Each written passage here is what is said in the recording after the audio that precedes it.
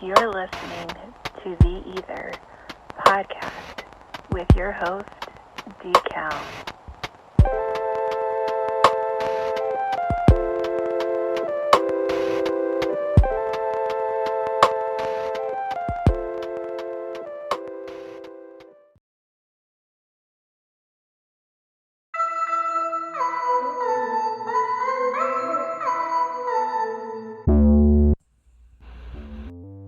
Up, it's your boy D-Cal here to E.I.T.H.R podcast from the GNS HQ here in Northern California. Episode number 133. Welcome to my world. How's everyone doing? Hope everyone's having an awesome hump day, literally and figuratively to everybody. So, to the new listeners, welcome.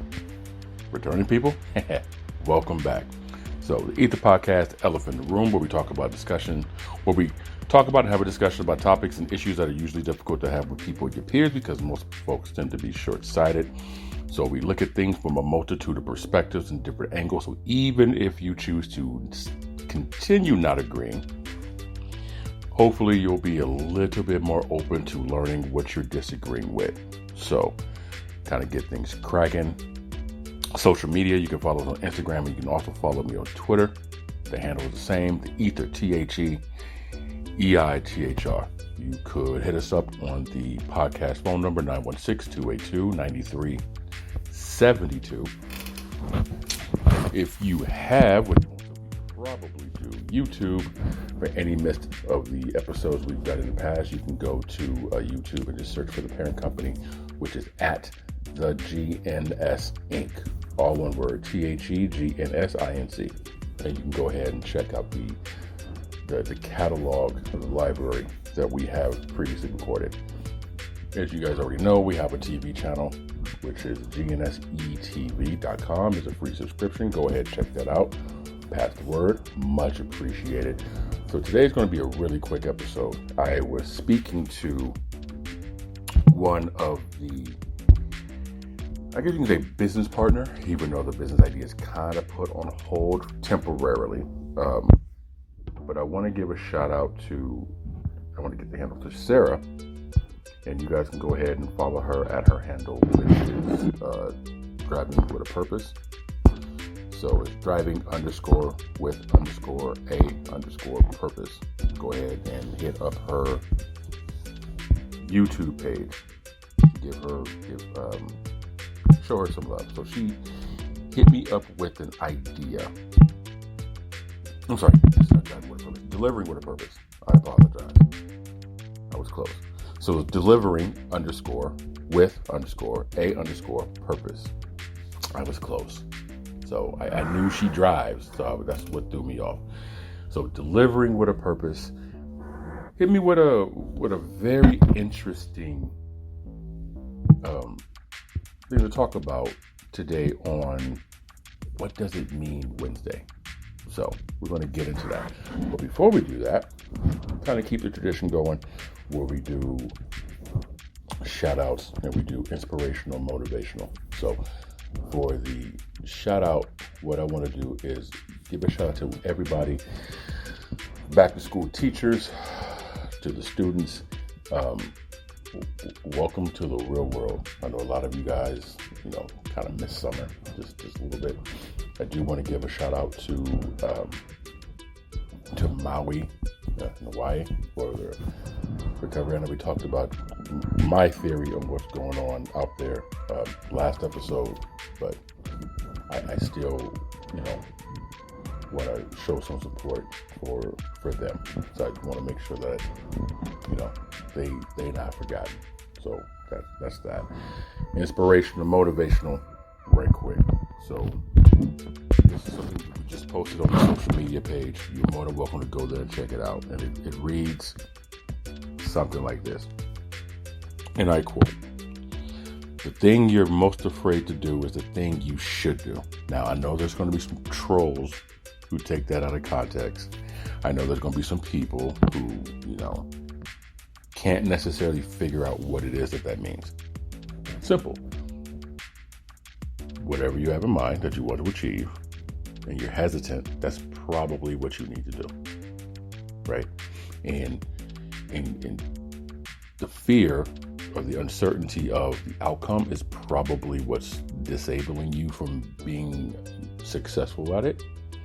But just understand, more likely than not, that is exactly what's holding you back from achieving what you're trying to achieve.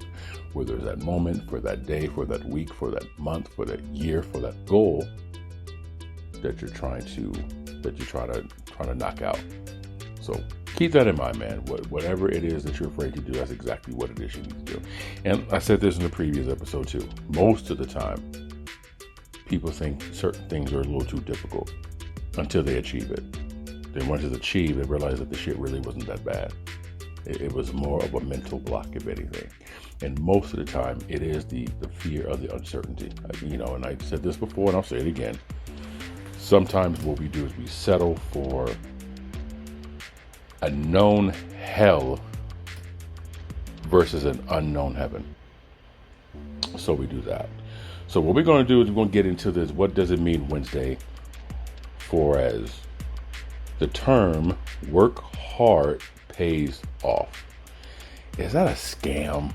Is that some bullshit? Is that a legit term? Or was it something that was honest and true, and over time the process evolved, but the slogan didn't? That sometimes things were created at one point in life, and then later on in life, things adapted, it changed, it evolved, it morphed into something else. But the belief or the understanding may still be what it once was originally and hasn't caught up to what it is modern. So we're gonna check into that when we get back from the word from our sponsor. So sit tight. Be right back. It's your boy D-Cal with the E.I.T.H.R podcast here in Northern California from the GNS HQ. Hold up. Stop stalling and start miling. Mile.today. That's MILE.today. Mile today. Make it look easy.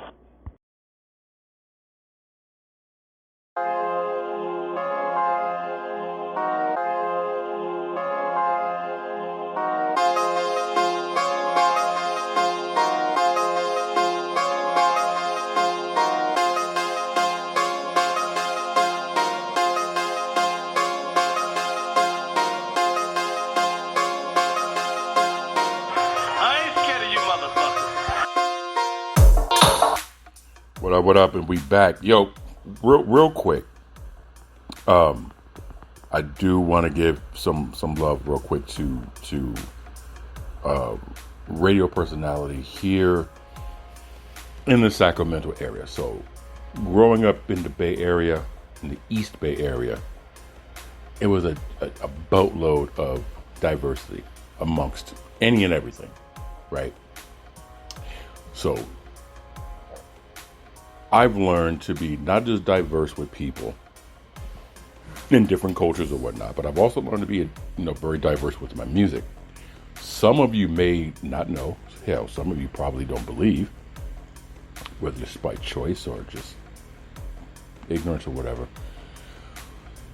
One of the greatest music producers of our era, Mr. Andre Young, aka Dr. Dre, watch this documentary, his favorite album, we'll just say one of his top 3 of all time, is Nirvana.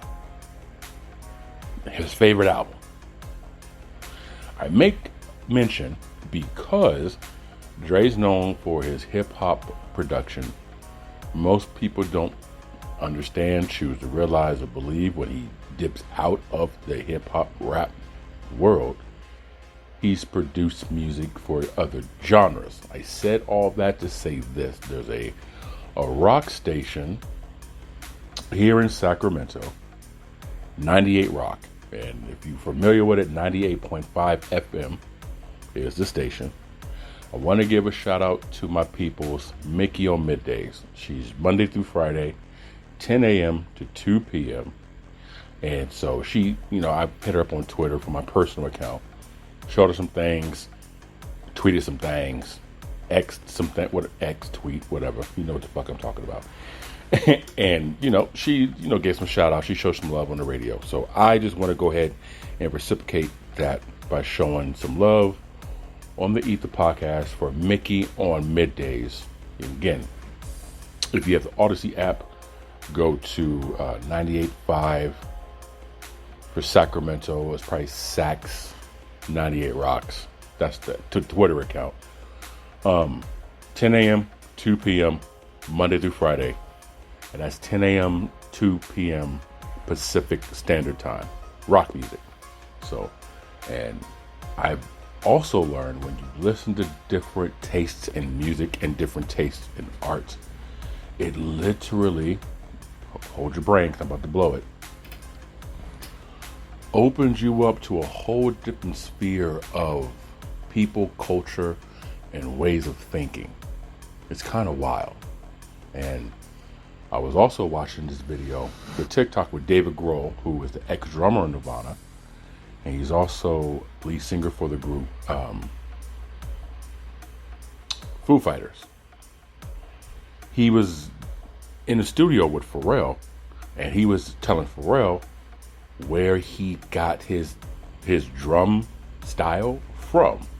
And it's interesting how he got it from the Gap Band, right? You get this 90s grunge rock drummer whose musical influence came from disco.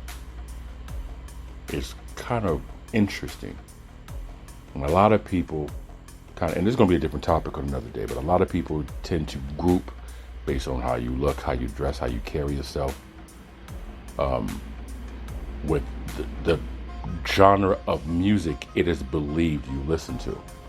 Or if you happen to listen to a different breed of music, people look at you sideways because, you're black.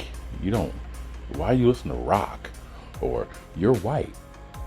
I didn't know you like rap music. It's kind of just one of those, be outside the box, bro. Be outside the box. So I wanted to give a shout out, like I said, to Miki. Love you, girl. You're a God bless queen. Slay, girl, slay. Do all what you do. And your 4-hour show should be 8 hours. That's just me. So just want to go ahead and give some love on that.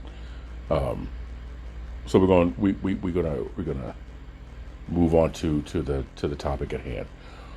What does it mean Wednesdays is a segment that I decided to do a couple weeks ago, where we take certain things and kind of dissect it, because I think a lot of people take phrases and words and things and they misunderstand, or they misconstrue what it truly means, or they have a completely different definition of what it means and refuse to accept the fact that there's a multitude of different meanings for it, right? The ever so famous one, woke. I don't know why people hate that term, but then I understand why people hate that term, because, well, certain people who really can't associate with the word redefined it and told the world what it really means. Thick, that was another one. Oh God. In the 90s, that term meant one thing. In 2023, it completely means an opposite. And for the people who that term was defined for, they're now being identified as slim thick, which is interesting. So maybe it evolved, maybe people are misrepresenting, but those are things we talk about on What Does It Mean Wednesdays. It's kind of a fun little segment. So what does it mean? Shout out to Sarah, delivering with a purpose. Again, delivering _with_a_ purpose on Instagram. And I believe on her Instagram, she also has a link to her YouTube, so you guys might want to check that out. Great content for gig drivers or just things in general. So make sure you guys check that out. So thank you again, Sarah, for the suggestion. What does the term hard work pays off mean? Is it a scam? That's a very loaded question. Some people would believe that the term was originally created by somebody to redirect people to becoming hard workers. Or, let me word it this way, that it was created to entice people to work hard for someone else, right? Now, keep in mind, before the internet really blew up, the workplace had a different mindset. It was a different flow, man. It wasn't the same, where your hard work at one point legitimately got you kudos. It scored you points. I remember in Pleasanton, California, there was a store called Copeland Sports. And Copeland Sports was it was a more square version of like Foot Locker, Foot Action, Champ Sports. Copeland's had some cool shit. It really did. But it was more geared to, how should I put it? Because I don't want to throw any shade or make it seem like I'm bigging them up or knocking someone else down. Foot Action, Foot Locker, Champ Sports, they had shoes that were cool. They had shoes that were popular. They had shoes that brand name. They had shoes that were, high profile athletes. Multitude of sports. They had things that just looked flashy. They had shoes that matched shirts and different type of apparel. And it was definitely for the younger crowd. Like at the time, I was 18, 19, 20 years old. So it was geared towards the high school kid, the college kid, the early 20s-year-old, right? Copeland Sports was a little bit more for your late 20s, 30 and up.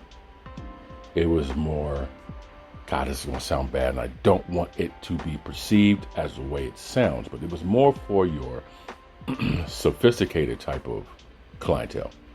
So it had Nikes, it had Reeboks, it had Asics, it had Sauconys or Sauconys, however you want to pronounce it. It had New Balance, it had track shoes, it had running shoes, basketball shoes, hiking shoes, Teva sandals, all that cool shit. It had that stuff. It had weight sets. It had, yoga mats. It had all these different things, right?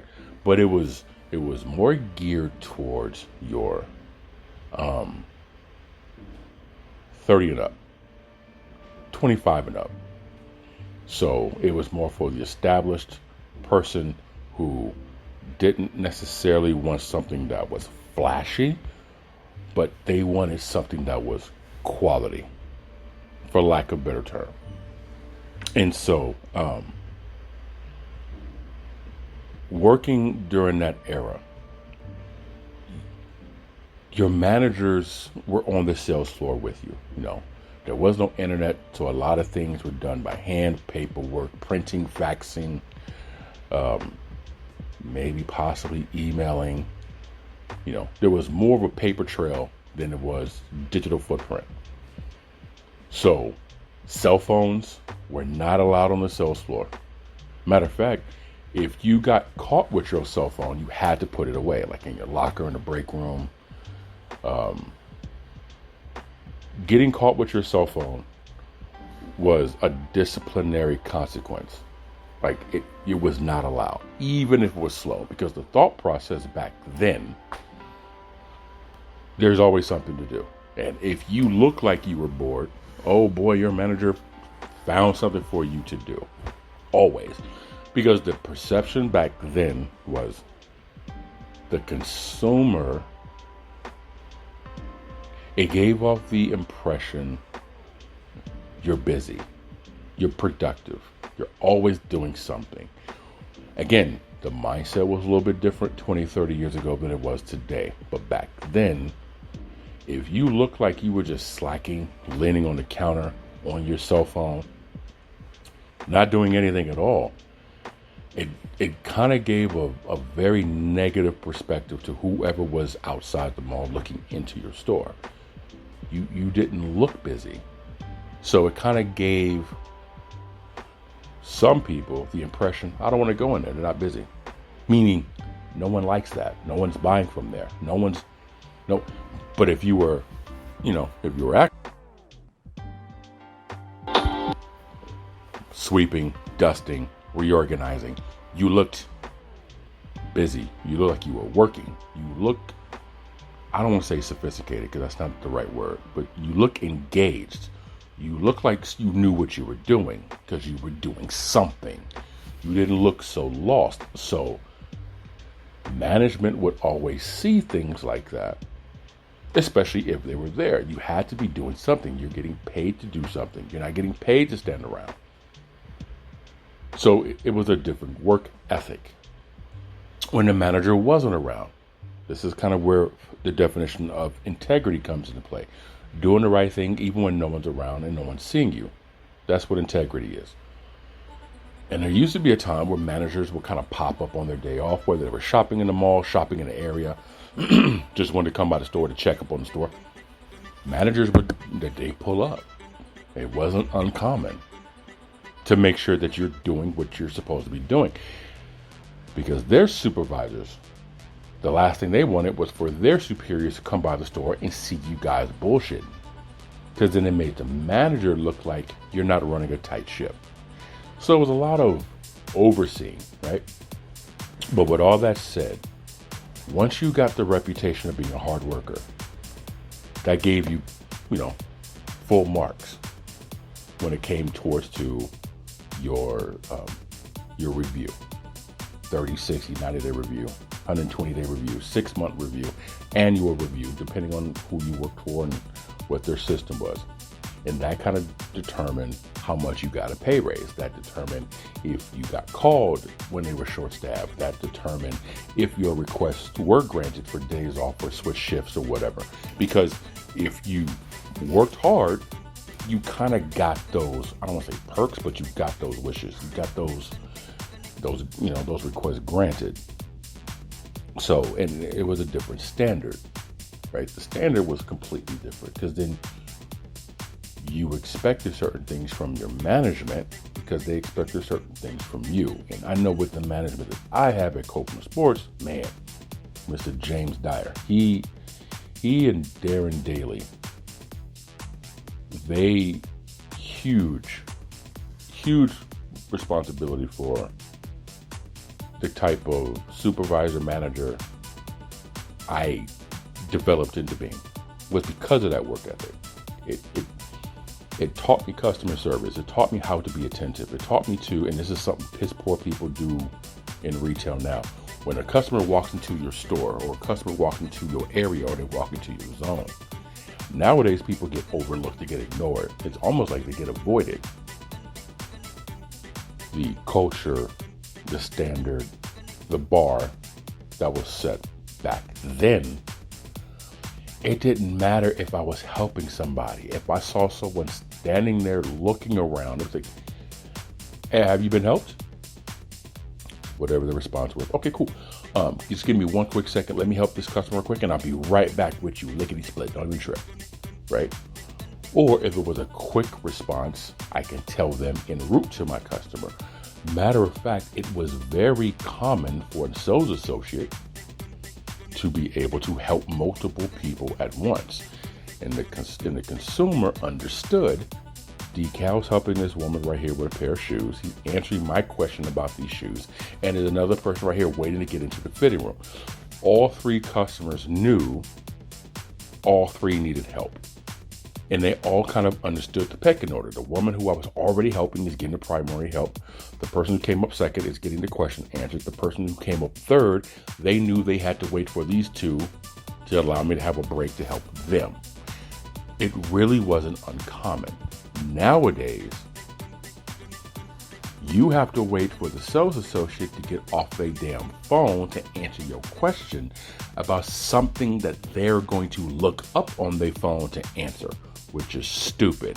I didn't need you to go to Walmart.com to see if you had this in stock, bro. I went to Walmart.com and it said you had it in stock. So, or when I used to work at Best Buy, I would ask someone a question about cell phone or camera or TV. What they would do is just read the same damn piece of paper that had the price on it. I'm like, bro, I did that shit myself. Like, why are you here? Give me your paycheck. I can do your job, right? But then it was a completely different level. So with all that done, hard work did pay off because it was also a time where when, again, back at Copeland Sports, we didn't have area managers. We had regional managers, right? And I remember our regional manager, his name was Sonny. And we used to make fun of him, not like in a negative way, because he looked dead as Kobe Bryant, just darker complected.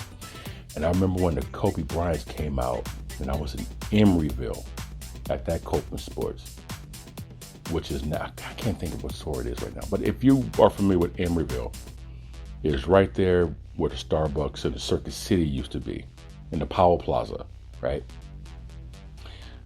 I think it's Shoe Pavilion. I think that's what it, last time I checked, it was Shoe Pavilion. So I remember walking up to him with the Kobe Bryants, and like, and my face kind of looked shocked. And he thought something, like the shoes got stolen. And he was helping a customer at the time. And I was like, oh my God.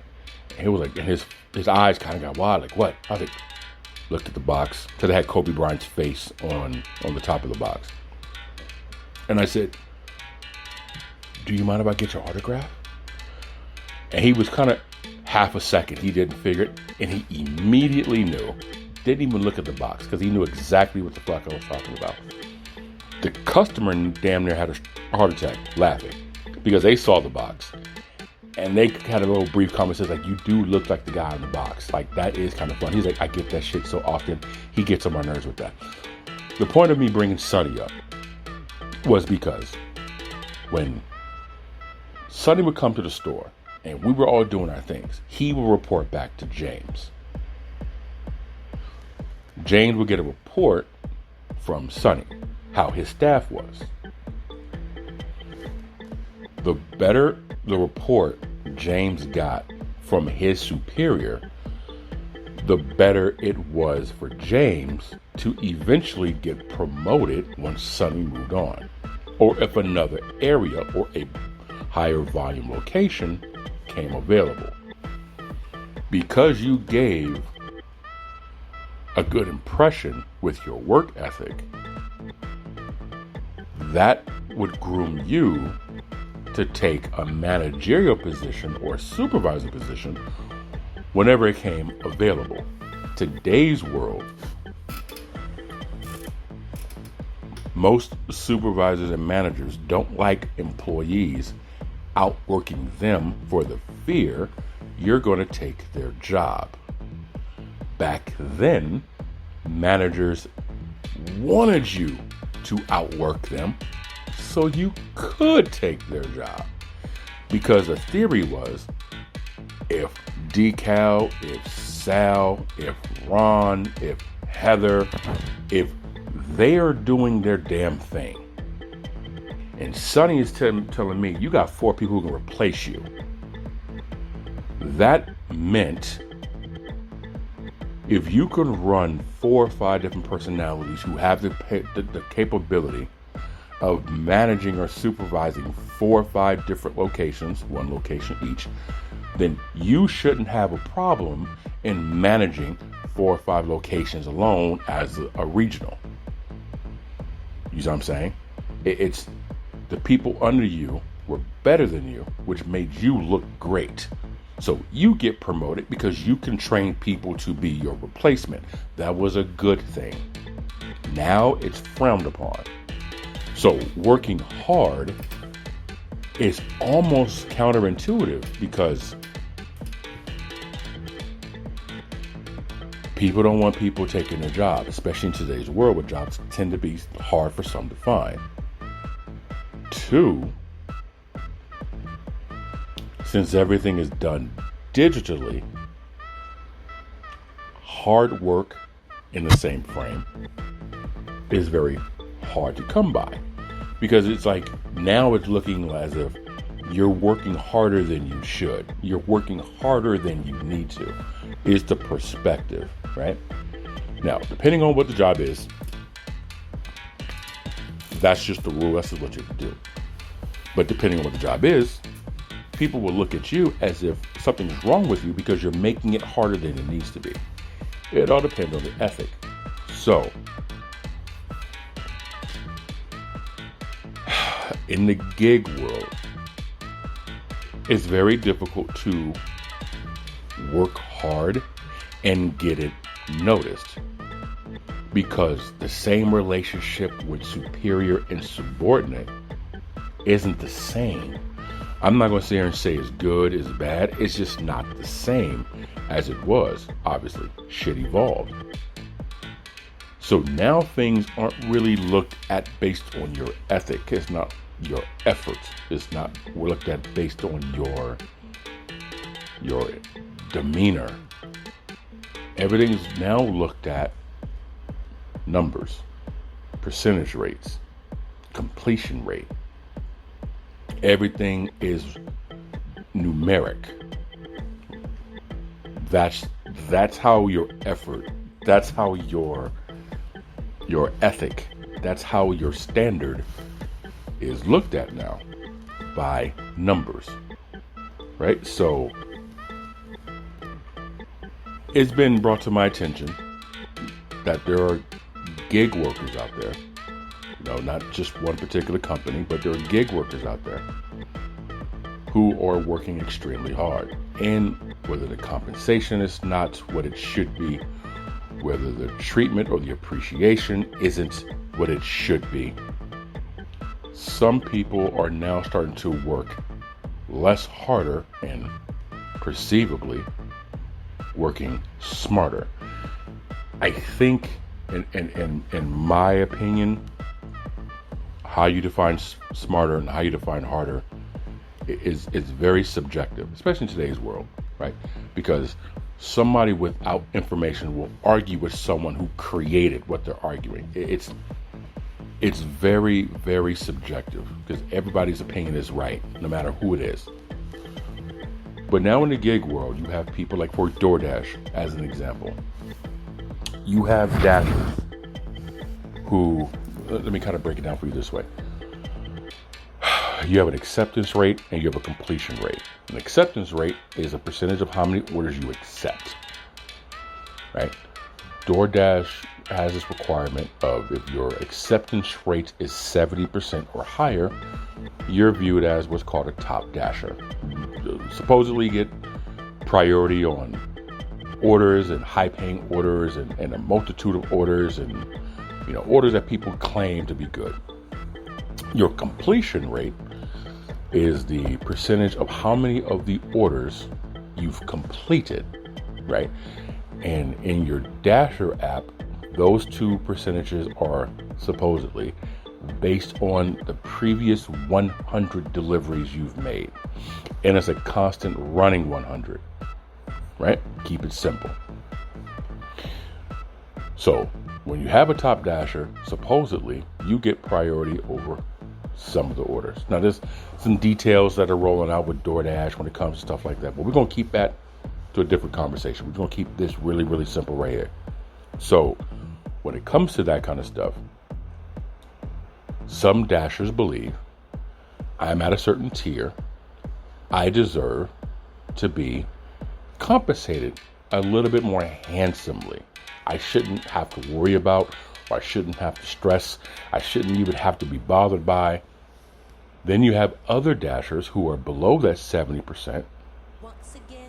They're not on the, according to their standard, or according to DoorDash's requirement, you're not getting priority orders. Again, I'm just using DoorDash as an example.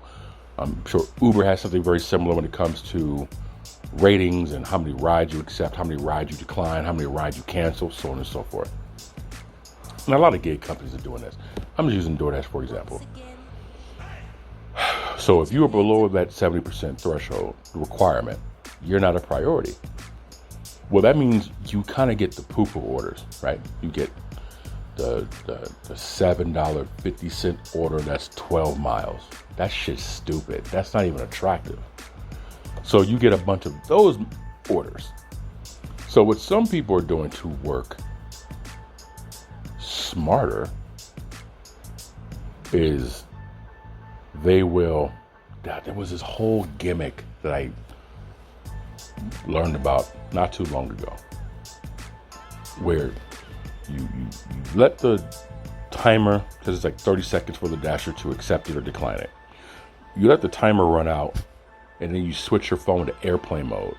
And that's supposed to disrupt the communication between the app and the system to where it appears you don't get the order. It never went through on your end. Your acceptance rate isn't affected negatively. And people were doing things of that nature until they got an order that they wanted, which they accept and they complete it, and their acceptance rate would go up. So if you kind of understand what I just said, it was a way to work the system to have your acceptance rate not negatively affected and still allowed you to pick the orders that you wanted so you could increase your rate so you can now get in the priority tier. Here's the problem with that. One, it throws the system off, right? It takes longer for that order to actually find a driver, which means somebody's food is probably sitting there getting warm or getting cold, depending on what it is. And then the system has to recalculate everything and find somebody else, right? So apparently DoorDash nipped that in the bud, fixed it. Now there's a whole ass other hack people are doing to increase their acceptance rate so they can get better orders. Some would say that's working smarter. Others would say you're forcing others to now have to work harder. And in today's world, I don't think anyone gives a shit about making someone else work harder as long as they don't have to. Now, if you have a whole industry of people thinking like that, there's going to be a whole lot of cutthroat going on, right? So, is that a smart move to do? Again, it's subjective. Me personally, it's a smart move, but it's also a dumb one. Because the people who qualify, the people who worked hard to get those rates are now being shafted by those who are, and I'm doing air quotes, working smart to get those rates, to get those numbers pumped back up so they can get into the system. It's it's like short-term success for less effort. And that is deemed by people to be working smarter. The problem, in my opinion, is this. In a digital world where everything is tracked and calculated and there's an algorithm, it's not too difficult to figure out what it is. Here's where I also say it's dumb. Because you're putting yourself on blast. This is the reason why, growing up in the era I grew up in, there were just certain things you didn't put out to the public. I love that Jay-Z quote where he says, might crash your internet, and I ain't even into that. When I was talking Instagram, last thing you wanted was your picture snap. If you're familiar with what he's talking about, you get it. Nowadays, people will do some of the dumbest shit in the world and go straight to TikTok, go straight to Facebook Live, go straight to IG, and brag about what they did on the internet. So when authorities go online and they see it, that person getting arrested is looking around talking about who's snitching. That's what today is. That's why it's dumb. If you are going to try to cheat the system, STFU. you. Because even though you're looking for all the good attention, you're not understanding the bad is going to follow you as well. So those who are doing this other hack, DoorDash apparently is going through YouTube pages, social media pages, and they're deactivating people's accounts because you're cheating the system. You're falsely increasing your numbers to benefit your income. Again, I understand. I don't knock the hustle. I get it. I understand it. People out here trying to do what they got to do.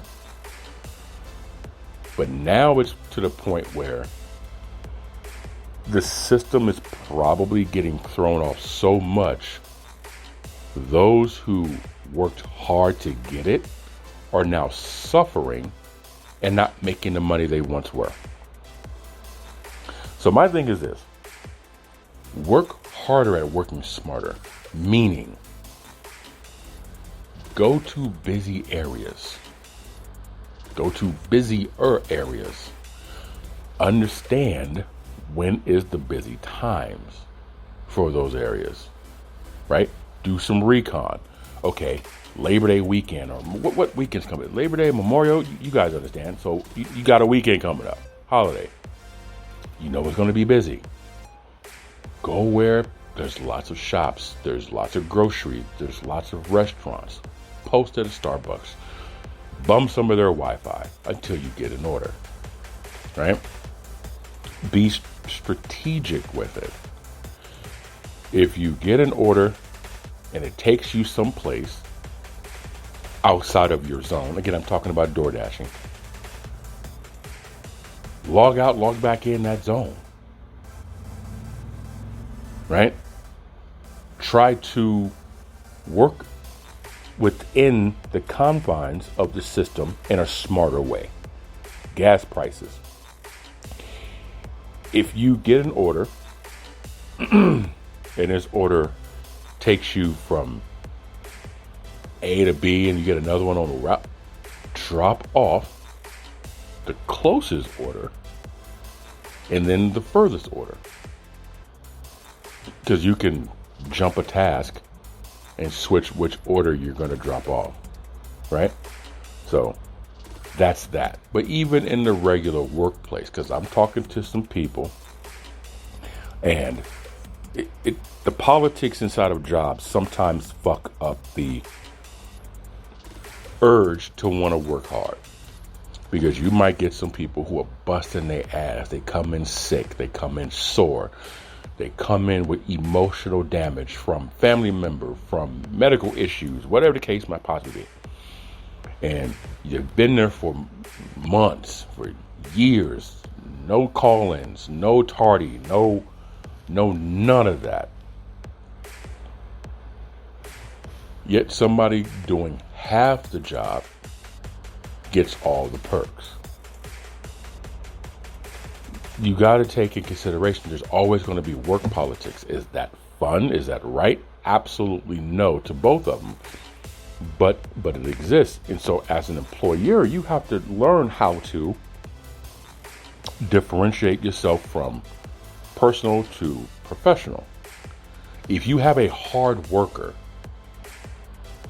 he or she should get kudos. They should get the credit they deserve. They should get the perks that come with the hard working that they're doing. Right? At least that's my mindset. But I also understand that there's some employers who they rather take care of the people they like. They rather give the perks to the people that they just tend to be more fond of. I also understand that there's certain places where the hardest worker, the one who comes in on their day off, clocks in early, leaves late, hell, clocks out still helps when the store is short-staffed. They still do all these things. Sometimes those people get ridiculed the most, and I never understood that. But in sales, I believe it's called pancaking your people. And what that means is you're weak, less confident, you coddle them. You kind of give them what they want so you can build their confidence, build their esteem, make them feel. And the people who are strong, independent, and solid, you tend to be a little harsh with them because you know they can take it, you know they can handle it, you know they can manage it, you know they'll take their frustrations out on the sales floor, on the work floor, not on the people, but on getting the job done. That's how they exude or express their frustration. That's great in sales, but you also have to know the room. Because, and this is just my opinion from my experience, when it comes to a hard worker, if that person or those two people are the two people that holds your store down, and you were to lose one of them, you then have a location full of people who need to be coddled and become spoiled, because eventually they'll realize you need them. Now, as an authoritative figure, whether you're a supervisor, whether you're a manager, an area lead, or whatever the case might be, you're now at the mercy of the weak ones, because now you're just trying to keep people there. And that rotten mindset will spoil any type of work chemistry, solidarity, morale at the job. Like I said, if you have two people and you lose one, now all the pressure goes on the one, and they're thinking, well, if the person who quit was here longer than me, and they didn't give a damn whether that person left, I need to leave because they didn't appreciate that individual. So what makes me think they're going to appreciate me, especially when now they're nitpicking on me coming back from lunch 1 minute early, or nitpicking the fact that shipment didn't get done, or the fact that shipment came on a day and I was off, but now I got to come in early on my shift to make up because these people didn't process what needed to get processed. So now I got to do my responsibilities and fuck around and carry the responsibility of the people who didn't do it, because they know ain't nobody gonna say that to me because I'll leave this motherfucker. It's very, very frustrating if you are the solid person who's working hard, because there's no appreciation for your hard work. They're the ones who are trying to, quote unquote, get over the system, or I guess you can say work smarter, which I don't really see it as that, but they're getting away, with lack of better terms, they're getting away with murder. They're getting away, they're robbing the company with pay, right? And there's a time to chillax. There's a time to sit back. There's a time to put your feet up. There's a time to be like, man, it's mellow right now. It's cool. It's cool. It's cool. There's a time for that. But then there's also a time for, let me do this shit now because later on I'm not going to want to. Right? And I've always had this mindset. When we used to, again, going back to Copeland Sports, when we used to get visits from the director of operations, Eric Tomasi, when we used to get visits from Eric, or even when Sonny would pop up, and when Sonny moved on, we had Jason Cochran. Never get Jason Miles Cochran. Whenever Jason would pop up, or he was coming to do a visit, my mindset was, why do managers panic when their superiors come up? So-and-so's coming to the store for a visit tomorrow. This place needs to be spotless. My mindset was always, if you do this shit on a regular basis, you're not going to stress if they do a surprise visit. Why not be like this all the time? right? 1996, sugar-free. If you stay ready, you ain't got to get ready. Word. If you stay ready, you ain't got to get ready. So if they happen to pop up, it's like, man, you want your P's and Q's. Like, man, I always cross my I's and dot my T's. You know what I'm saying? So it's, yes, I know I said that the way I said it. Don't critique me. But it was always, if you just on it, you cool. You ain't got to stress on nothing. Because now you can put your feet up. It's like, look, man, this has been washed, this has been waxed, this has been categorized, this has been sized, this has been folded, this has been dusted, this has been wiped down, this has been polished, these are being cleaned. Now we're just waiting. Trash taken out. That's mopped. You can smell the pine sol, the fabuloso. I mean, we good. There's nothing. If you have nothing to do, then no one can sit back and say you need to do something. Because literally, like, okay, well, shit. You deserve this break. Okay, cool. You know, just keep at it. Got it, coach. Right?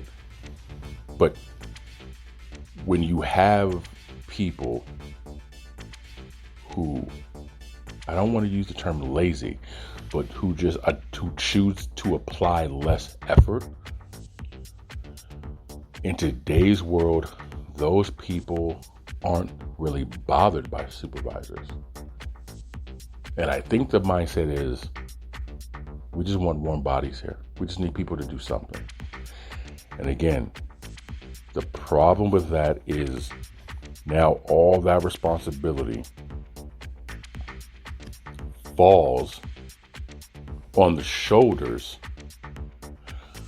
of the people who actually are doing shit. And then you burn those bridges. So there's got to be a happy medium. I think, in my personal opinion, when the term work hard pays off was created, yes, that's what was said, that's what was meant, that was the mindset, because they worked hard to get what they had to get going and created a system and created a product, developed a service.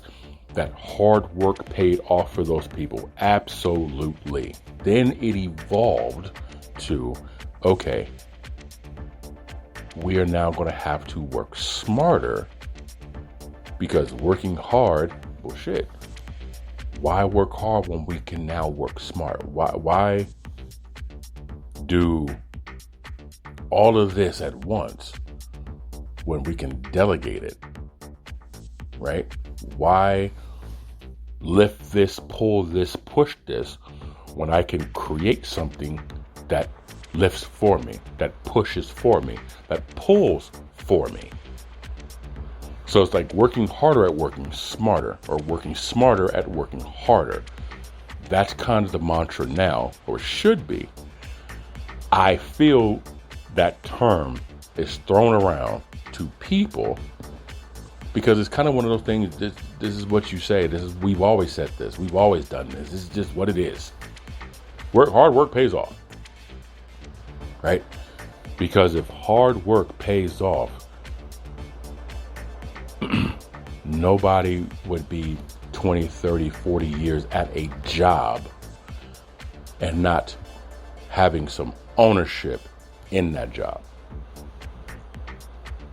So, hard work is an old cliche that's been outdated because the work in itself has evolved to now we got to figure out how to work smart because there's competition. There's a whole plethora of population of people now. We have to be smarter with how we do this. So I think the evolving of that has turned into a manipulation, right? And so I think, feel, and believe it wasn't a scam when it first got created. But I think it's a quote unquote scam manipulation now because, well, you don't know how to do anything this way. So I'm just going to tell you this and you just got to figure out. And you don't know how to think outside the box any other way. So you stay trapped in the box doing your thing. So I kind of feel it's a manipulation of the system by some people, depending on what the job is. The moral of the story, in my opinion,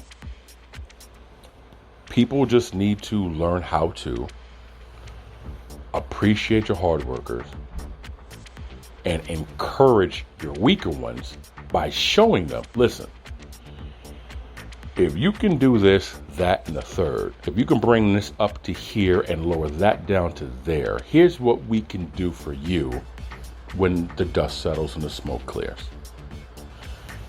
I also think a lot of people just don't see any end result. They don't see any benefit. There's no perk to doing hard work. There's just monotony of the shit I did today is what I did yesterday, and I'm going to do it again tomorrow, and it's going to be like this for the next year until I get my 15-cent raise, and then, possibly a promotion and title. But when that comes more responsibility. Most jobs, their philosophy, man, is how can we do more for less? And that's, again, when you put the responsibilities and all the onus on your hardworking people, because they're going to figure it out. But the problem, not to be long-winded on this topic, but the problem with that is if those people decide to leave, you're now stuck with a bunch of non-motivated people who don't feel the need to do what is in their quote-unquote job description to do. Well, now everything gets backed up. And what kind of habits are they going to show and train the new people who come in underneath them? Then you want to know why your store is so behind. Then you want to know why there's shrink or theft or high volume and losses. Then you want to understand why your store is not doing what it did last year or for the past 2 years, why it's trending down versus trending up.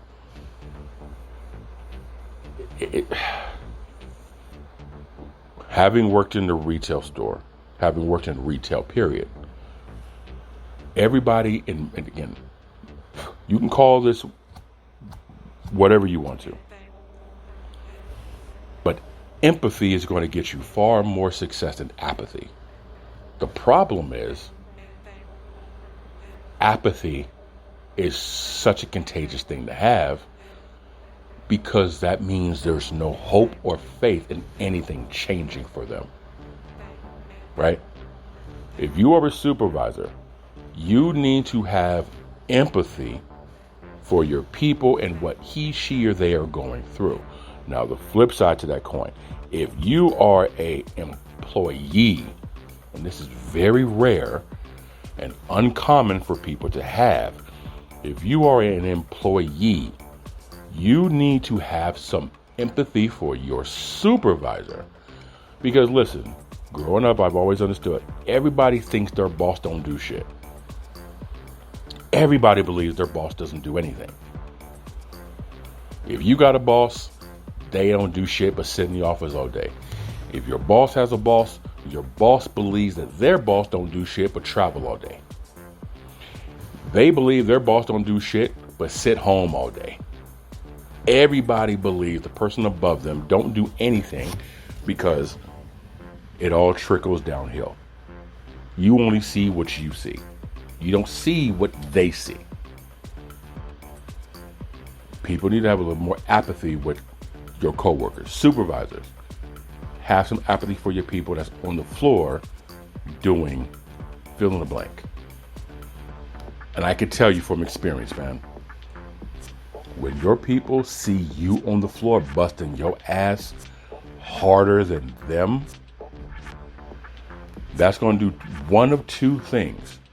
One, it's going to show people, okay, I really can't screw around because Decal's out here killing it, and he is selling his ass off. He is moving boxes. He is doing shipment. He is processing inventory all at the same time. Doing things on the computer, having conference calls. He's doing all that, and this man went through 17 boxes and put away 4 racks of product. 17 boxes and 4 racks of product while having 2 conference calls. I'm sitting here barely finishing my 2nd box. Man, this is going to make me look bad. I need to step up. Or 2, it's going to show somebody, man, I ain't trying to work all this hard. Man, fuck this shit, bro. I'm out. I quit. I ain't doing this. Either way, your problem has been solved. But if your people see you on there busting your ass more than them, you're going to earn some respect. And I'll never forget that happened to me in Copeland Sports in San Francisco. Dude named Mike from New York. He was like, man, when you came through the first time and told us to kind of do this, that, and the third, I was like, yeah, man, all right, cool, man, whatever. You're like every other supervisor that comes here, you point, shoot, walk away, and don't do shit but sit in your office. But I seen you out here helping multiple customers, doing this shit, man.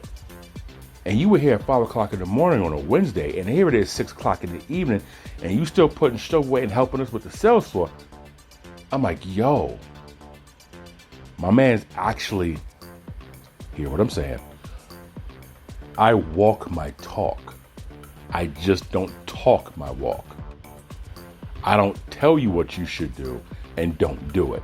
I actually do what I suggest you should do. So you can see, nah, bro, this shit works. You just got to build a habit and be consistent, but it works.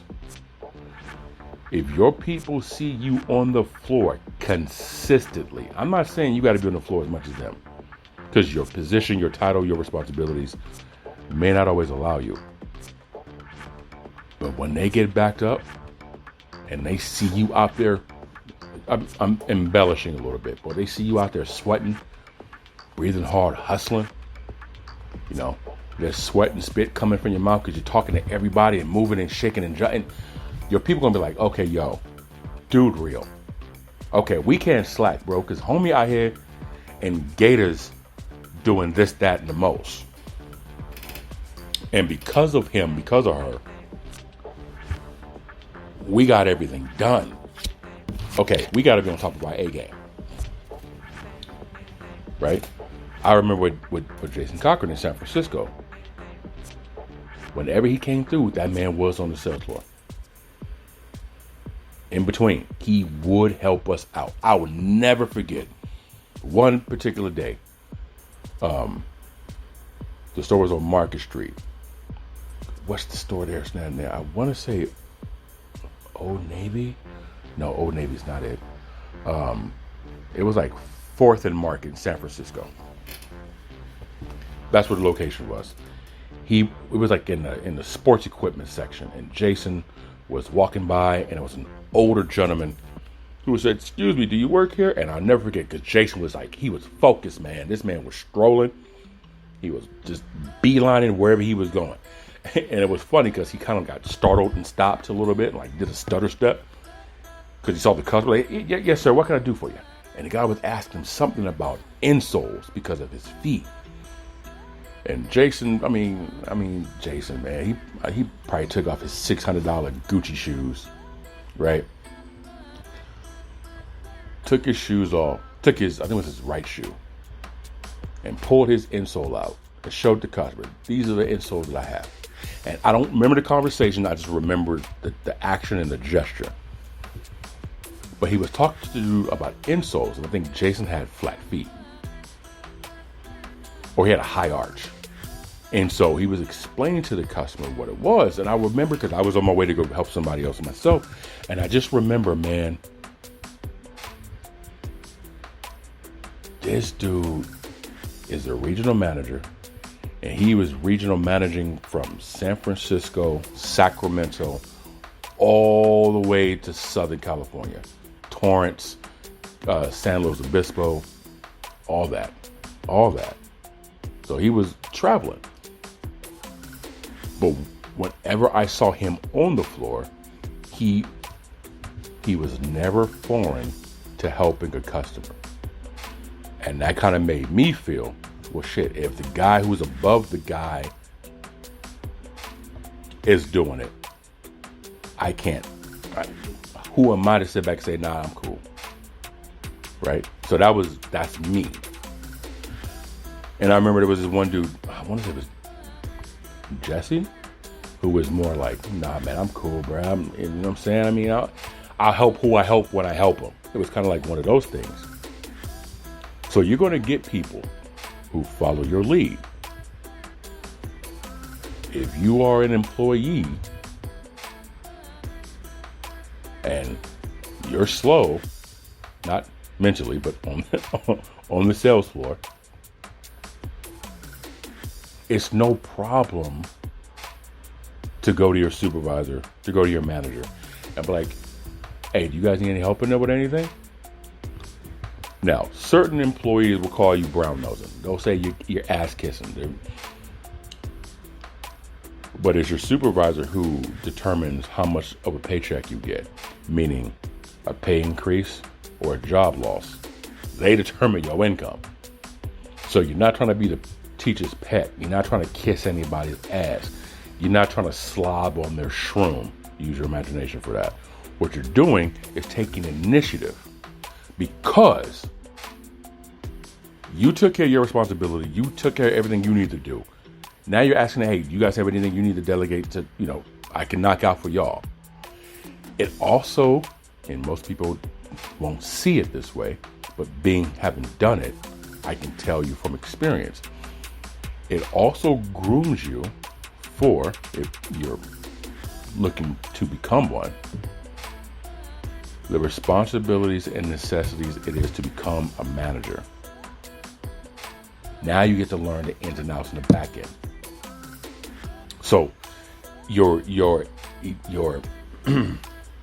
curiosity and you taking the initiative to do something shows those above you you're different than the rest.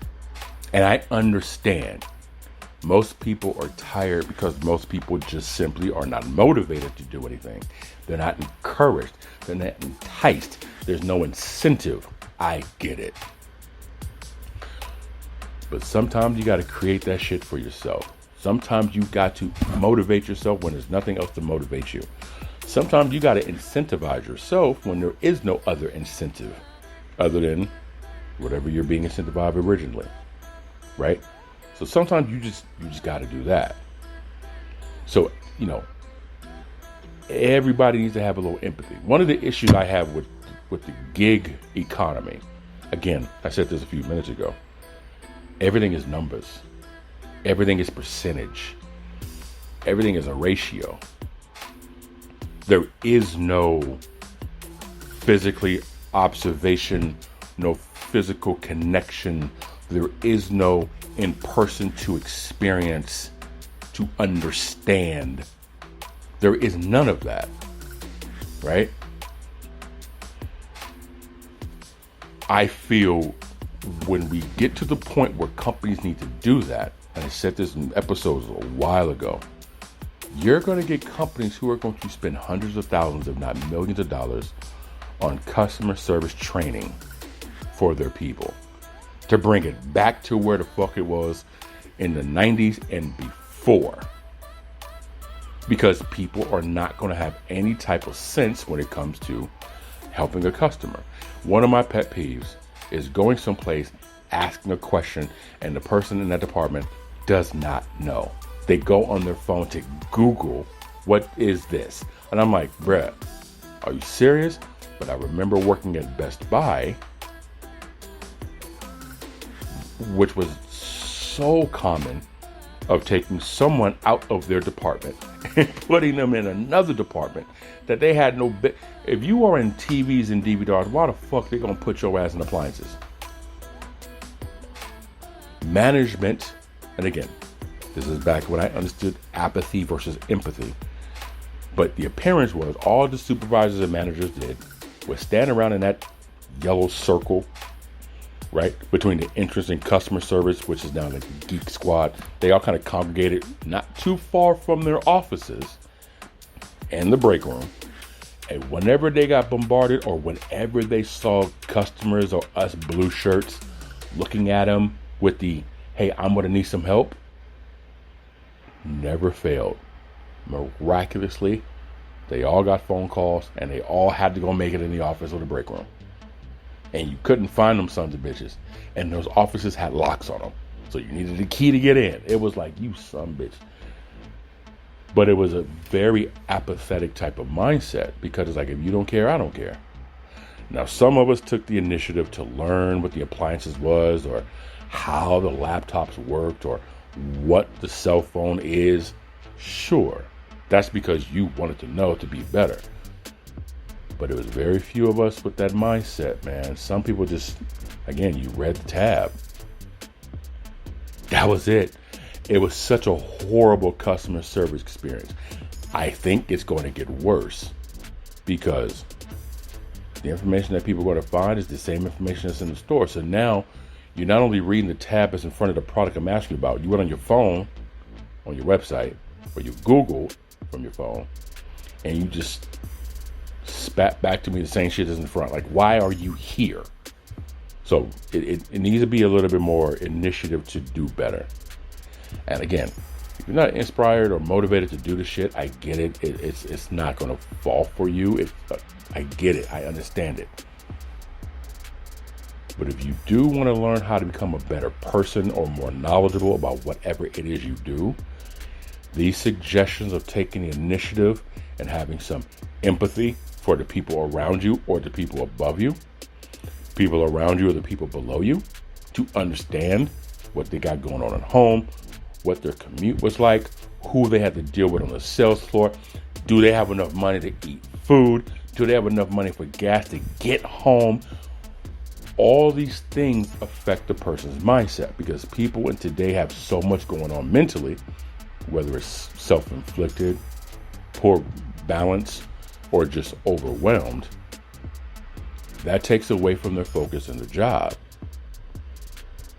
And if I was to ever get back into sales or retail, I will be that supervisor that you see on the floor, but I'm also going to expect you to do shit. Now, please believe, hiring people is fun. Firing people sucks. But I have no problem in doing either or. And the way I train people, the way I work with people, the way I supervise people, the way I manage people is I'm going to do what I'm asking you to do so you see that I'm doing it. So therefore, when I ask you to do this on your own, I can tell whether you did it or not because I've done it. I can relate to it. Secondly, you know for a damn fact I'm never going to ask you to do something that I would not have done myself or I do not know how to do on my own. I feel working smarter by training your people, having an open method of communication, an open dialect on how expectations should be, and a healthy respect of this is what I got going, this is what I need you guys to do. Transparency is the best way to work smart.